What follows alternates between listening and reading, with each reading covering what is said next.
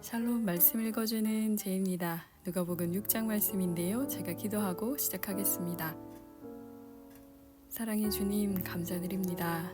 오늘도 한날을 저희에게 허락하여 주시고 주님의 말씀 가운데 거하며 또 묵상하며 깨달을 수 있는 시간을 주시니 감사드립니다. 저희의 마음을 잠잠케 하셔서 주님의 말씀에 귀 기울일 수 있도록 이 시간 함께하여 주십시오. 예수님 이름으로 기도드립니다. 아멘. 누가복음 6장 새 한글 성경입니다. 어느 안식일에 예수님이 밀밭들 사이로 가로질러 가실 때 일어난 일이다. 예수님의 제자들이 밀 이삭을 꺾어서 손으로 비벼서 먹고 있었다. 그러자 바리새파 사람들 가운데 몇 명이 따졌다. 당신들은 왜 안식일에 해서는 안 되는 일을 하는 겁니까? 예수님이 그들한테 대답하셨다. 당신들은 이런 걸 읽어보지도 못했습니까? 다윗과 그 일행이 배가 고팠을 때 다윗이 한 일을 말입니다. 다윗이 하나님의 집에 들어가서 제단에 차려두었던 거룩한 빵, 진설병을 받아서 먹었습니다. 그뿐만 아니라 자기 일행에게도 주었습니다. 그 빵은 오로지 제사장 말고는 누구도 먹을 수 없는 것이었습니다. 그러고는 예수님이 그들에게 말씀하셨다. 인자가 안식일의 주인입니다. 다른 어느 안식일에 예수님이 회당에 들어가 가르치실 때 일어난 일이다. 거기에 어떤 사람이 있었는데 오른쪽 손을 쓰지 못했다. 안식일에 예수님이 그를 고쳐주시는가 하여 율법학자들과 바리새파 사람들이 예수님을 지켜보고 있었다. 예수님을 고발할 꼬투리를 찾아내려는 것이었다. 그들의 이런 생각을 아시고 한쪽 손을 못 쓰는 그 사람에게 예수님이 말씀하셨다. 일어나 가운데로 나와 서세요. 그러자 그가 일어나서 나와 섰다.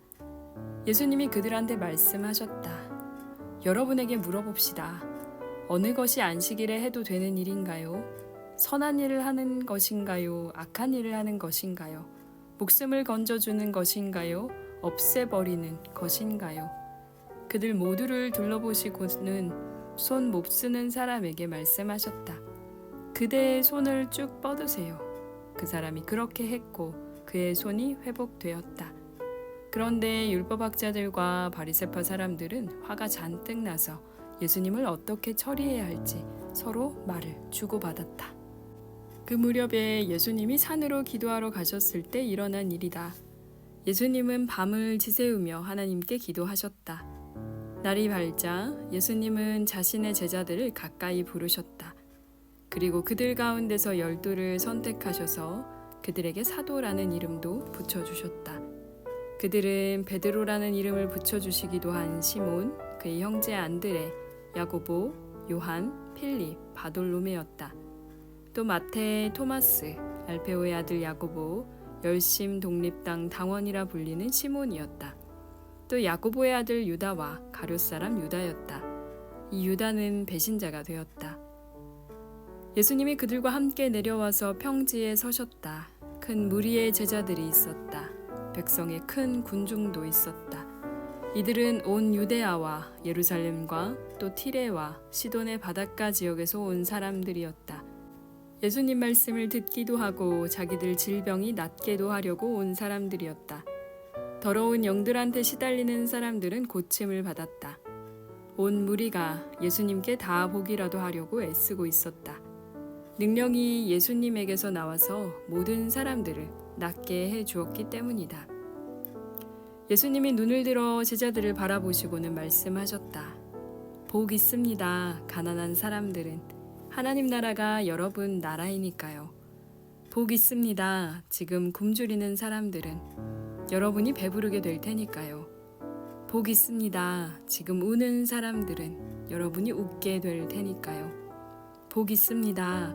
사람들이 여러분을 미워할 때, 여러분을 따돌릴 때, 비방할 때, 여러분의 이름을 악하다고 내칠 때는요. 인자 때문에 말입니다.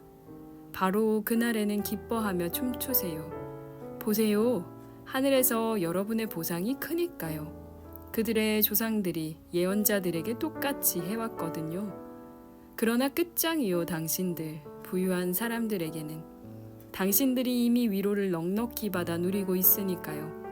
끝장 이후 당신들에게는 지금 배부른 사람들, 당신들이 굶주리게 될 테니까요. 끝장 이후 지금 웃는 사람들, 당신들이 슬퍼하고 울게 될 테니까요. 끝장 이후 당신들을 두고 모든 사람들이 좋은 말을 해줄 때는요. 그들의 조상들이 거짓 예언자들에게 꼭 이같이 하곤 했거든요. 그러나 내 말을 듣고 있는 여러분에게 말합니다. 여러분의 원수들을 사랑하세요. 여러분을 미워하는 사람들에게 잘해주세요. 여러분을 저주하는 사람들에게 복을 빌어주세요. 여러분에게 함부로 대하는 사람들을 위해 기도해 주세요. 그대의 한쪽 뺨을 때리는 사람에게 다른 쪽 뺨도 대어주세요. 그대의 겉옷을 가져가는 사람에게는 통옷도 마다하지 마세요. 그대에게 달라고 하는 사람이 있으면 누구에게라도 주세요. 또 그대의 것을 가져가는 사람한테 돌려달라고 하지 마세요. 남들이 해주기를 여러분이 바라는 대로 똑같이 남들에게 해주세요. 여러분을 사랑하는 사람들을 여러분이 사랑한다면 여러분에게 무슨 칭찬감이 되겠어요. 죄인들도 자기들을 사랑하는 사람들은 사랑하거든요. 여러분에게 좋은 일을 해주는 사람들에게 여러분이 좋은 일을 해준다면 여러분에게 무슨 칭찬감이 되겠어요? 죄인들도 바로 그렇게 합니다. 여러분이 무엇이든 돌려받을 것을 바라면서 빌려준다면 여러분에게 무슨 칭찬감이 되겠어요? 죄인들도 죄인들에게 빌려준 만큼 되돌려받을 생각으로 빌려줍니다. 여러분은 오히려 여러분의 원수들을 사랑하세요. 좋은 일을 해주세요. 아무것도 돌려받기를 기대하지 말고 빌려주세요. 그러면 큰 보상이 여러분에게 있을 겁니다. 여러분은 더없이 높으신 분의 아들, 딸이 될 것입니다. 그분은 감사할 줄 모르는 악한 사람들에게도 너그러운 분이시기 때문입니다. 마음 따뜻한 사람이 되세요. 여러분의 아버지도 마음 따뜻한 분이신 것처럼요. 남을 심판하지 마세요. 그러면 여러분도 심판받지 않을 것입니다. 남을 죄 있다고 판결하지 마세요.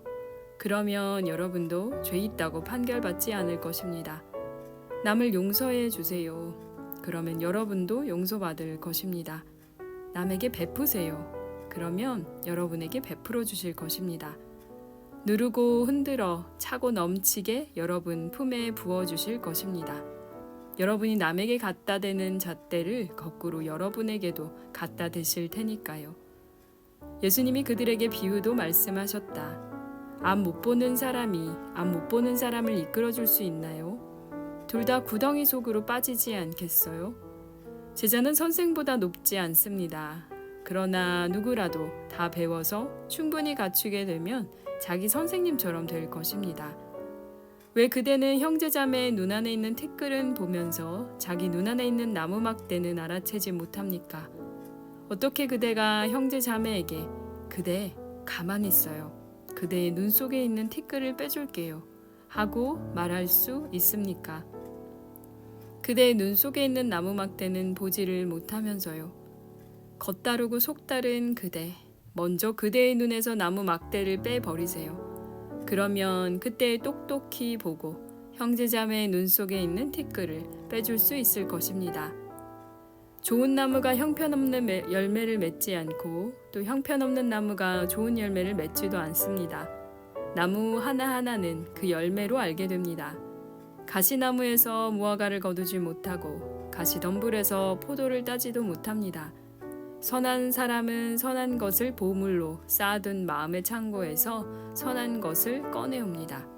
그러나 악한 사람은 악한 것에서 악한 것을 꺼내옵니다. 마음에 흘러 넘치는 것에서 그의 입이 말하기 때문입니다. 왜 여러분은 나를 주님 주님 하고 부르면서도 내가 말하는 것들을 실행하지 않습니까? 누구라도 나한테 와서 나의 말을 듣고 그것들을 실행하는 사람이 있다고 합시다. 그가 어떤 사람과 같은지 여러분에게 똑똑히 보여주겠습니다. 그는 집을 지을 때 땅을 파는데 깊이 파고 바위 위에 기초를 놓은 사람과 같습니다. 그런데 물난리가 나서 강물이 그 집에 세차게 들이쳤습니다. 그러나 그 집을 흔들 수 없었습니다. 그 집이 잘 지어졌기 때문입니다. 이와 달리 내 말을 듣고 실행하지 않는 사람은 기초도 없이 흙 위에 집을 지은 사람과 같습니다. 강물이 그 집에 세차게 들이쳤습니다. 그러자 곧바로 그 집은 폭삭 무너졌고 바로 그 집의 부서짐이 대단했습니다. 아멘. 7장입니다. 백성의 귀에다 대고 예수님이 모든 말씀을 다 하셨을 때 가버나움으로 들어가셨다. 어떤 백명대장의 종이 앓고 있었는데 금방이라도 죽기 직전이었다. 그는 백명대장이 귀하게 여기는 종이었다. 예수님에 대해 듣고서 백명대장은 유대아 사람들의 원로들을 예수님께로 보내어 부탁드리게 했다. 오셔서 자기 종을 꼭 살려달라고 했다. 원로들이 예수님 계신 곳에 이르러 예수님께 그를 대신해서 간곡히 말씀드렸다. 이분에게는 이런 일을 해주실 만합니다. 이분은 우리 민족을 사랑하기 때문입니다. 회당도 우리에게 지어주셨습니다. 그래서 예수님이 그들과 함께 가고 계셨다. 예수님이 그 집에서 멀지 않은 곳에 이미 다다랐을 때 백명대장이 친구들을 보내어 예수님께 말씀드렸다. 주님, 애써 오시지 않아도 됩니다. 저는 자격이 없어서 주님을 제 집으로 모셔드릴 수 없습니다. 그러니 제가 직접 주님께 나아갈 만하지도 못하다고 생각했습니다. 말씀으로만 해주십시오. 그리하여 제가 부리는 사람이 낫게 해주시기 바랍니다. 저 자신도 역시 윗사람 아래에 있어 명령을 받는 사람이고 제 아래에도 병사들이 있습니다. 그래서 제가 이 병사에게 가라 하면 가고 저 병사에게 오라 하면 옵니다. 제 종에게 이것을 하라 하면 합니다. 예수님이 이런 말을 들으시고는 백명대장을 놀랍게 여기셨다. 그리고 자기를 뒤따르는 무리에게로 몸을 돌리시고 말씀하셨다. 여러분에게 말합니다. 이스라엘 가운데서도 이처럼 대단한 믿음을 만나본 적이 없습니다. 백명대장이 보낸 친구들이 집으로 돌아가서 그 종이 건강해져 있는 것을 보았다. 그 다음에 예수님이 나인이란 도시에 들어가셨을 때 일어난 일이다. 제자들과 큰 무리가 함께 가고 있었다. 예수님이 나인 성문에 가까이 이르셨을 때였다. 보라, 사람들이 죽은 사람을 밖으로 옮기고 있었다. 그의 어머니에게는 하나뿐인 아들이었고 그 어머니는 남편 여인 여자였다. 그 도시 사람들이 제법 많이 무리지어 그 어머니와 함께하고 있었다. 그 여자를 주님이 보시고 그 여자 때문에 가슴이 아파서 그 여자에게 말씀하셨다. 울지 마세요. 그러고는 다가가셔서 관에 손을 대셨다. 그러자 관을 들어 옮기던 사람들이 멈춰 섰다. 그리고 주님이 말씀하셨다. 젊은이, 그대에게 말합니다. 일어나요. 죽은 사람이 일어나 앉았고 말도 하기 시작했다. 예수님이 그를 그의 어머니에게 돌려주셨다. 모두 두려움에 사로잡혀 하나님께 영광을 돌리며 말했다. 큰 예언자가 우리 가운데 나타났어요. 하나님이 자신의 백성을 찾아봐 주셨어요. 예수님을 두고 하는 이 말이 온 유대아의 둘레 온 지역에도 나돌았다. 요한의 제자들이 요한에게 이 모든 소식을 전했다. 그러자 요한이 자기 제자 가운데 2명을 가까이 불렀다. 그들을 주님께 보내어 여쭙게 했다. 오신다는 분이 바로 선생님이십니까? 아니면 다른 분을 우리가 기다려야 할까요? 그 사람들이 주님께 이르러 여쭈었다. 세례자 요한께서 우리를 보내어 선생님께 여쭈어보라고 했습니다. 오신다는 분이 바로 선생님이십니까? 아니면 다른 분을 우리가 기다려야 할까요? 마침 그 시간에 예수님이 많은 사람들을 여러 가지 질병과 괴로움에서 그리고 악한 영들한테서 벗어나게 해주셨던 것이다. 또 많은 시각장애인들에게 은혜를 베푸셔서 보게 해주셨던 것이다. 예수님이 그들에게 대답하셨다. 가서 요한에게 여러분이 보고 들은 것을 전하세요. 시각장애인들이 다시 보고 지체장애인들이 걸어다닙니다. 심한 피부병 앓는 사람들이 깨끗해지고 청각장애인들이 듣습니다. 죽은 사람들이 일으킴받아 살아나고 가난한 사람들이 좋은 소식을 듣습니다. 복 있습니다. 누구라도 나 때문에 걸려 넘어지지 않을 사람은. 요한의 심부름꾼들이 떠난 뒤에 예수님이 무리들한테 요한을 두고 말씀하기 시작하셨다. 여러분은 뭘 구경하려고 광야로 나갔습니까? 바람에 흔들리는 갈대입니까? 아니면 뭘 보러 나갔습니까? 고운 옷 입은 사람입니까? 보세요. 눈부신 옷을 입고 사치스럽게 사는 사람은 궁궐에 있습니다. 아니면 뭘 보러 나갔습니까? 예언자입니까? 그렇습니다. 여러분에게 말합니다. 예언자를 넘어서는 사람입니다. 이 사람을 두고 성경에 이런 말씀이 적혀 있어요. 자, 나의 소식꾼을 너보다 앞서 보낸다. 그가 너의 앞에서 너의 길을 마련할 것이야. 여러분에게 말합니다. 여자에게서 태어난 사람들 가운데 요한보다 큰 사람은 아무도 없습니다. 그러나 하나님 나라에서는 아무리 작은 사람이라도 요한보다 큽니다. 온 백성이 게다가 세금업자들도 요한의 말을 들었습니다.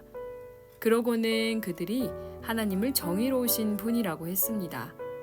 요한의 세례를 받았던 것입니다. 그런데 바리새파 사람들과 율법 전문가들은 자기들을 위한 하나님의 뜻을 헛되게 했습니다. 요한에게 세례를 받지 않았던 것입니다. 그러므로 내가 이 세대 사람들을 무엇과 같다고 할까요? 그들은 무엇과 같습니까?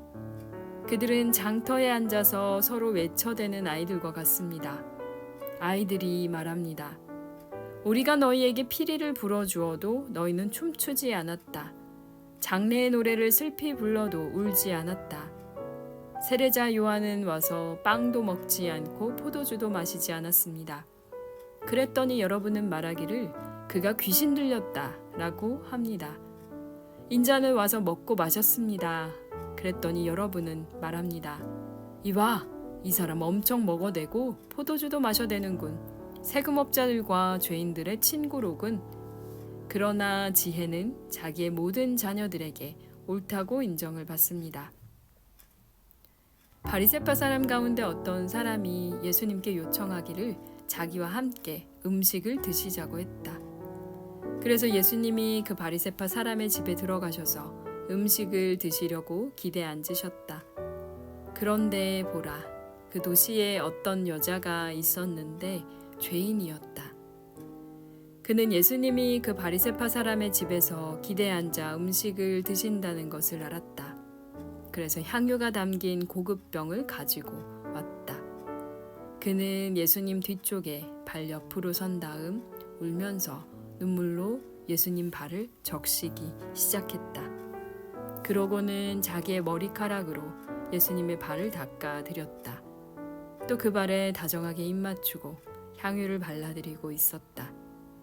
이것을 보고 예수님을 초청한 그 바리새파 사람이 속으로 말했다. 이분이 예언자라면 자기 발을 건드리는 여자가 누구인지 어떤 사람인지 알아차렸을 텐데 이 여자는 죄인인데. 예수님이 그 바리새파 사람한테 대답하셨다. 시몬, 그대에게 해줄 말이 있습니다. 시몬이 선생님 말씀하시지요 하고 말한다. 돈놀이하는 어떤 사람에게 돈 빌려간 사람이 둘 있었습니다. 한 사람은 500데나리온을 빌려갔고 다른 사람은 50데나리온을 빌려갔어요. 그들이 갚을 수 없어서 빌려준 사람이 둘 다에게 면제해 주었습니다. 그렇다면 둘 가운데 누가 그를 더 사랑하겠습니까? 시몬이 대답했다. 제가 생각하기에는 은혜를 더 많이 받은 사람입니다. 예수님이 시몬에게 대답하셨다. 그대가 바르게 판가름했습니다. 그러고는 그 여자한테로 몸을 돌리시고 시몬에게 말씀하셨다. 이 여자를 보고 있습니까? 내가 그대 집에 들어왔는데 그대는 발 씻을 물도 나에게 주지 않았습니다. 그런데 이 여자는 눈물로 내 두 발을 적시고 자기 머리카락으로 닦아 주었습니다. 그대는 나에게 인사로 입 맞추지도 않았습니다. 그런데 이 여자는 내가 들어올 때부터 멈추지 않고 내 두 발에 거듭 다정하게 입 맞추었습니다. 그대는 올리브 기름도 내 머리에 발라주지 않았습니다. 그런데 이 여자는 향유까지 내 두 발에 발라 주었습니다. 그런 까닭에 내가 그대에게 말합니다. 이 여자는 많은 죄를 용서받았습니다. 이 여자가 많이 사랑한 걸 보면 압니다. 조금 용서받은 사람은 조금 사랑합니다.